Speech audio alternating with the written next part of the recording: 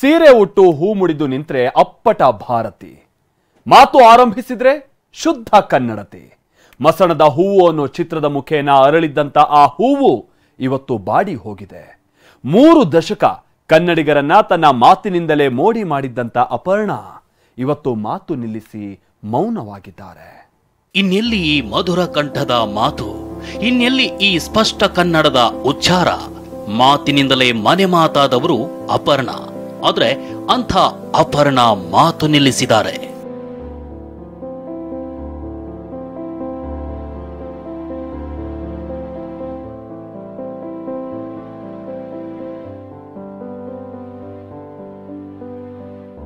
ಮರೆಯಲಾಗದ ಕನ್ನಡದ ಮಧುರ ದನಿ. ಪಂಚಭೂತಗಳಲ್ಲಿ ಅಪರ್ಣಾ ಲೀನ.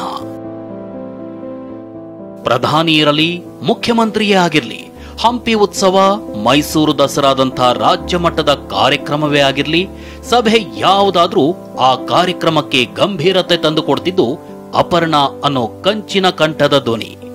ಅಪರ್ಣಾ ಬಾಯಿಯಿಂದ ಬರ್ತಿದ್ದ ಒಂದೊಂದು ಪದವು ಕನ್ನಡದ ಶ್ರೀಮಂತಿಕೆ, ಕನ್ನಡದ ಸಂಸ್ಕೃತಿಯನ್ನ ಅನಾವರಣಗೊಳಿಸ್ತಿದ್ವು. ಇದು ಕೇವಲ ಆರಂಭವಷ್ಟೇ. ಇದೊಂದು ದೀರ್ಘ ಪ್ರಯಾಣವಾಗಬೇಕು. ಆ ದೀರ್ಘ ಪ್ರಯಾಣದಲ್ಲಿ ನಾವು ಹಿಂದಿರುಗಿ ನೋಡಿ ಮರೆತದ್ದನ್ನ ಅಥವಾ ಗಳಿಸಿಕೊಳ್ಳದೆ ಇದ್ದದ್ದನ್ನ ಮತ್ತೆ ಮರುಗಳಿಸಿಕೊಳ್ಳುವ ಹಾಗೆ ಆಗಬೇಕು. ಕನ್ನಡದ ಆಸ್ತಿಯಾಗಿದ್ದ 3 ದಶಕಗಳಿಂದಲೂ ನಿರೂಪಕಿಯಾಗಿ ಕರುನಾಡಿನ ಮನೆ ಮಾತಾಗಿದ್ದ ಅಪರ್ಣಾ ವಸ್ತಾರೆಯನ್ನ ಕ್ಯಾನ್ಸರ್ ಅನ್ನೋ ಮಹಾಮಾರಿ ಕೊಂದು ಹಾಕಿದೆ. ನೇರವಾಗಿ ಶ್ವಾಸಕೋಶದ ಮೇಲೆಯೇ ದಾಳಿ ಮಾಡಿದ ಕ್ಯಾನ್ಸರ್ ಸದ್ದಿಲ್ಲದೆ ಮಧುರ ಕಂಠದ ಧನಿಯನ್ನ ಅಡಗಿಸಿದೆ. ಕಳೆದ 2 ವರ್ಷದಿಂದಲೂ ಕ್ಯಾನ್ಸರ್ನಿಂದ ಬಳಲ್ತಿದ್ದ ಅಪರ್ಣಾ ನಿನ್ನೆ ರಾತ್ರಿ 9:45 ಸುಮಾರಿನಲ್ಲಿ ತನ್ನ ಬದುಕಿನ ಪಯಣ ಅಂತ್ಯಗೊಳಿಸಿದ್ದಾರೆ. ಅವಳು ನನಗೆ ಸಲ್ಲೋಕೆ ಮೊದಲೇನೆ ಇಡೀ ಕರ್ನಾಟಕಕ್ಕೆ ಸೇರಿದವಳು. 9:30 ಸುಮಾರಿನಲ್ಲಿ ನಿಧಾನವಾಗಿ ದೇಹ ತನ್ನನ್ನ ತಾನು ಹಿಂಪಡ್ಕೊಳ್ತು ಅಂತ ಹೇಳಕ್ ಬಯಸ್ತೇನೆ. ದಿಢೀರಂತ ಎದುರಾದ ಈ ಸುದ್ದಿಯನ್ನ ಕರುನಾಡಿಗೆ ಅರಗಿಸಿಕೊಳ್ಳಲಾಗ್ಲಿಲ್ಲ. ಇದು ಸುಳ್ಳು ಸುದ್ದಿ ಅಂತ ಡೌಟ್ ಪಟ್ಟವರೇ ಹೆಚ್ಚು. ಆದ್ರೆ ಆ ಸುದ್ದಿ ಕಠೋರ ಸತ್ಯವಾಗಿತ್ತು.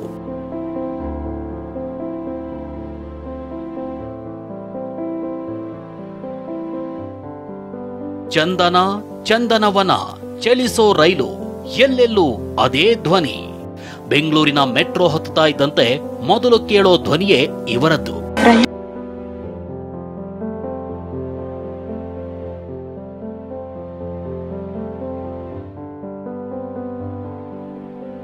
ತನ್ನ ಕಂಠಸಿರಿಯಿಂದಲೇ ರಾಜ್ಯದ ಮನೆ ಮಾತಾಗಿದ್ದ ಅಪರ್ಣಾ ಇಂದು ಬನಶಂಕರಿಯ ನಿವಾಸದಲ್ಲಿ ಚಿರಮೌನವಾಗಿದ್ರು.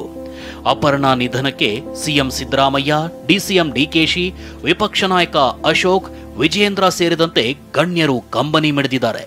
ನಟರಾದ ರಾಘವೇಂದ್ರ ರಾಜ್ಕುಮಾರ್, ಶ್ರೀನಾಥ್, ದೊಡ್ಡಣ್ಣ, ಮಂಡ್ಯ ರಮೇಶ್, ಸೃಜನ್ ಲೋಕೇಶ್ ಸೇರಿದಂತೆ ಹಲವರು ಅಂತಿಮ ದರ್ಶನ ಪಡೆದರು. ನಮ್ಮ ಕುಟುಂಬಕ್ಕೆ ತುಂಬ ಬೇಕಾದವರು. ಇತ್ತೀಚೆಗೆ ಕೊನೆಯದಾಗಿ ನೋಡಿದ್ದು ನಾನು ನನ್ನ ಮಗನ ಜೊತೆ ಗ್ರಾಮಾಯಣ ಚಿತ್ರದಲ್ಲಿ ತಾಯಿಯಾಗಿ ಮಾಡ್ತಿದ್ದರು. ಆ ಸಿನಿಮಾ ಕಂಪ್ಲೀಟ್ ಆಯ್ತಾ ಇಲ್ವಾ ಗೊತ್ತಿಲ್ಲ ನನಗೆ, ಬಟ್ ಅದ್ರಲ್ಲಿ ಮಾಡ್ತಾಯಿದ್ರು. ನಾನು ಶೂಟಿಂಗ್ ಹೋಗಿದ್ದೆ, ಅಲ್ಲಿ ನೋಡಿದ್ದೆ. ನಮ್ಮ ಸುಮಾರು ಸಮಾರಂಭದಲ್ಲಿ ನಿರೂಪಣೆ ಮಾಡಿದ್ದಾರೆ. ದಶಕಗಳ ಕಾಲ ಅಪರ್ಣಾ ಜೊತೆಯಲ್ಲೇ ನಿಂತು ನಿರೂಪಣೆ ಮಾಡ್ತಿದ್ದ ನಿರೂಪಕ ಶಂಕರ್ ಪ್ರಕಾಶ್ಗೂ ಈ ಸಾವು ಆಘಾತ ತಂದಿತ್ತು. ಅವರ ಜಾಗ ಬರಿದಾಗಿದೆ ಅಂತ ಭಾವುಕರಾದ್ರು. ಪ್ರತಿಯೊಬ್ಬರು ಮಹನೀಯರುಗಳು, ರಾಷ್ಟ್ರಪತಿಗಳು, ಉಪರಾಷ್ಟ್ರಪತಿ, ಪ್ರಧಾನಮಂತ್ರಿ, ಮುಖ್ಯಮಂತ್ರಿಗಳು, ರಾಜ್ಯಪಾಲರು ಯಾರೇ ಇದ್ರೂ ಸಹ ನಿಮ್ಮ ಕಾರ್ಯಕ್ರಮ ಅತ್ಯುತ್ತಮವಾಗಿತ್ತು, ಪ್ರಶಂಸೆಯ ಮಹಾಪೂರವನ್ನೇ ಹರಿಸ್ತಾ ಇದ್ರು. ಅಂದರೆ ಬಹಳ ಚೆನ್ನಾಗಿ ಮಾಡಿದ್ರಿ. ಬಹುಶಃ ಇಡೀ ಭಾರತ ದೇಶದಲ್ಲಿಯೇ ನೀವಿಬ್ಬರು ಒಟ್ಟಿಗೆ ಒಂದು ತಂಡವಾಗಿ ಕೆಲಸವನ್ನು ಮಾಡೋದು ಇಡೀ ರಾಜ್ಯಕ್ಕೆಲ್ಲ, ಇಡೀ ದೇಶಕ್ಕೆ ಮಾದರಿ ಅನ್ನುವಂತಹ ಪ್ರಶಂಸೆಯ ಮಹಾಪೂರನೇ ಹರಿದು ಬರ್ತಾ ಇತ್ತು. ಇದು ಒಂದು ಕಾಮನ್ ಫ್ಯಾಕ್ಟರ್. ಈ ಎಲ್ಲ ಕಂಬನಿ ನಡುವೆ ಮಧ್ಯಾಹ್ನ 12 ಗಂಟೆ ಬಳಿಕ ಅಪರ್ಣಾ ಅಂತಿಮ ಯಾತ್ರೆ ನಡೆದಿತ್ತು. ಈ ವೇಳೆ ಪತಿ ನಾಗರಾಜ್ ಕಣ್ಣೀರಾದ್ರೆ ಸಾಕು ನಾಯಿ ಕೂಡ ಒಳಗೊಳಗೆ ಬಿಕ್ಕೊತ್ತಿತ್ತು. ಇದೆಲ್ಲದರ ನಡುವೆ ಬನಶಂಕರಿಯ ವಿದ್ಯುತ್ ಚಿತಾಗಾರದಲ್ಲಿ ಬ್ರಾಹ್ಮಣ ಸಂಪ್ರದಾಯದಂತೆ ಅಂತಿಮ ವಿಧಿವಿಧಾನ ನೆರವೇರಿಸಲಾಯಿತು. ಅಪರ್ಣಾ ಕರುನಾಡಿನ ಆಸ್ತಿಯಾಗಿದ್ದಕ್ಕೆ ಪೊಲೀಸ್ ಗೌರವವೂ ಸಿಕ್ಕಿತು. 3 ಸುತ್ತು ಕುಶಾಲತೋಪು ಸಿಡಿಸಿ ಪೊಲೀಸರು ಗೌರವ ಸಲ್ಲಿಸಿದ್ರು. ಆ ಮೂಲಕ 57 ವರ್ಷ ಸಾರ್ಥಕ ಬದುಕು ಸವಿಸಿದ್ದ ಅಪರ್ಣಾ ಅನ್ನೋ ಅಪ್ಪಟ ಕನ್ನಡತಿ ಪಂಚಭೂತಗಳಲ್ಲಿ ಲೀನವಾಗಿದ್ರು.